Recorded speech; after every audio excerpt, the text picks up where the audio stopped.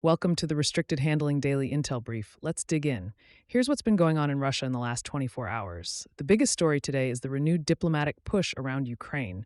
But the interesting part is that everyone is trying to shape the battlefield before they ever get back to the negotiating table. The US and Ukraine have been discussing a possible air ceasefire proposal ahead of President Volodymyr Zelensky's upcoming meeting with President Donald Trump. The idea would be to pause the long-range strikes that have become one of Ukraine's most effective tools for putting pressure on Russia.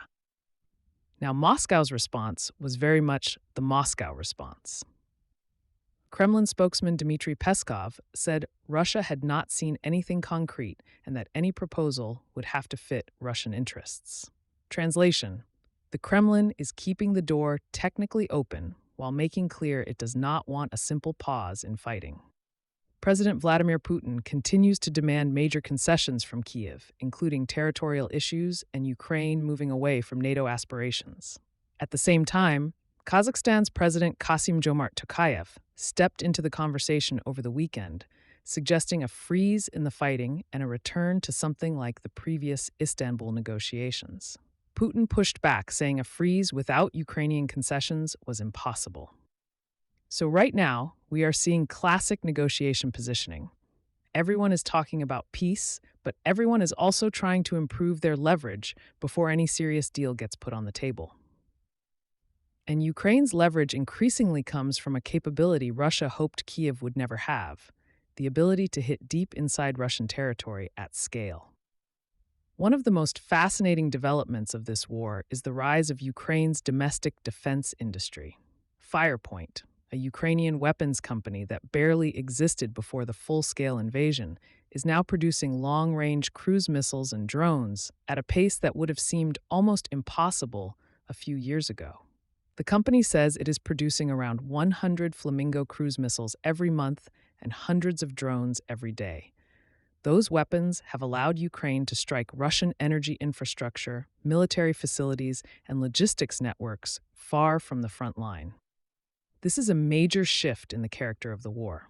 Early on, Ukraine was heavily dependent on Western systems and Western approval for long-range operations. Now Kyiv is building its own industrial base. It is becoming less like a country simply surviving an invasion and more like a defense manufacturer adapting in real time under pressure. And the effects are being felt in Crimea.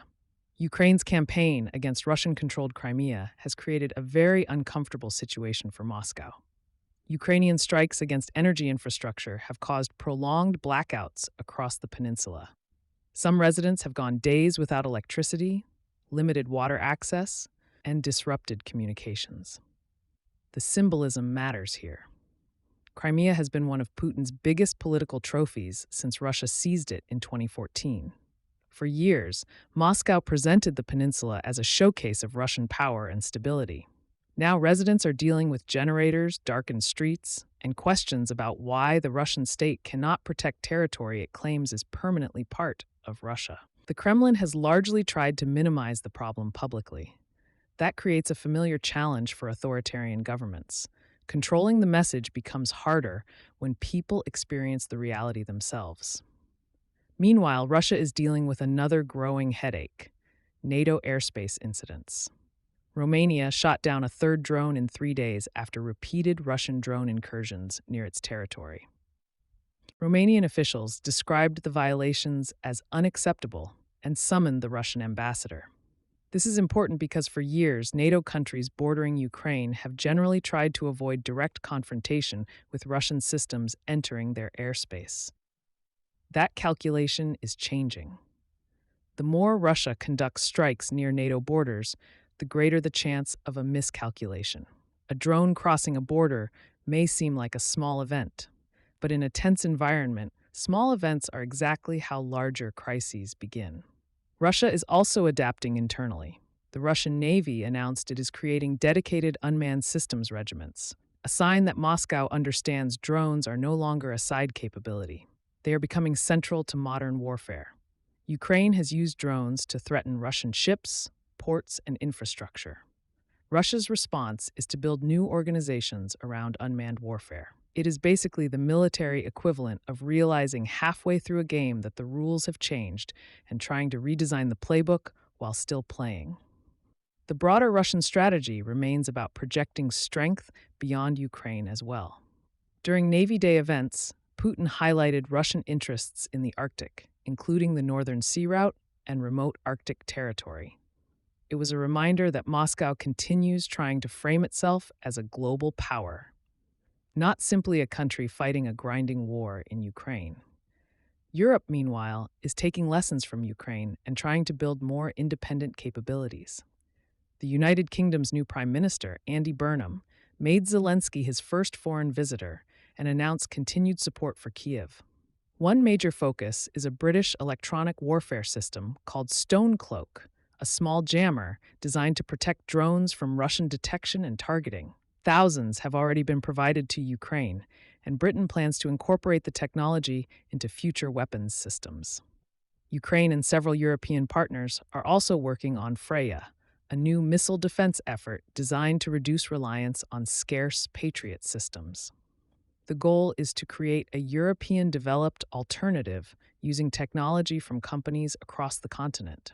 This is part of a much bigger European security conversation. The war has exposed how dependent Europe remains on certain U.S. military capabilities, especially advanced air defense.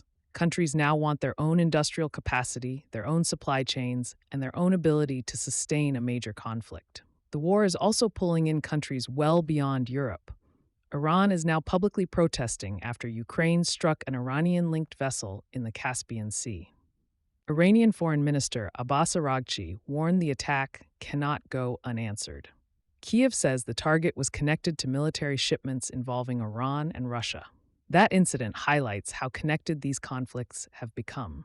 The Ukraine war is no longer isolated to the Ukrainian battlefield. It intersects with Iranian networks, Russian logistics routes, global energy competition, and broader struggles between U.S. partners and adversaries. There are also renewed concerns about North Korea's role. Zelensky claimed Russia is preparing to receive another 30,000 North Korean troops and may receive additional missile capabilities from Pyongyang. Russia has not confirmed those claims, but the broader trend is clear. The partnership between Moscow and Pyongyang has deepened dramatically since the invasion began. Finally, inside Russia itself, the security services continue tightening control. The FSB announced the arrest of a man in Khabarovsk accused of passing information to New Zealand intelligence about Russian military cooperation in the Asia-Pacific region. The Kremlin is using these cases to reinforce a familiar message that Russia is surrounded by foreign threats and internal betrayal. Thanks for listening. Keep your maps open, your sources skeptical, and your notifications on. For the written brief, find us at restrictedhandling.substack.com. See you tomorrow.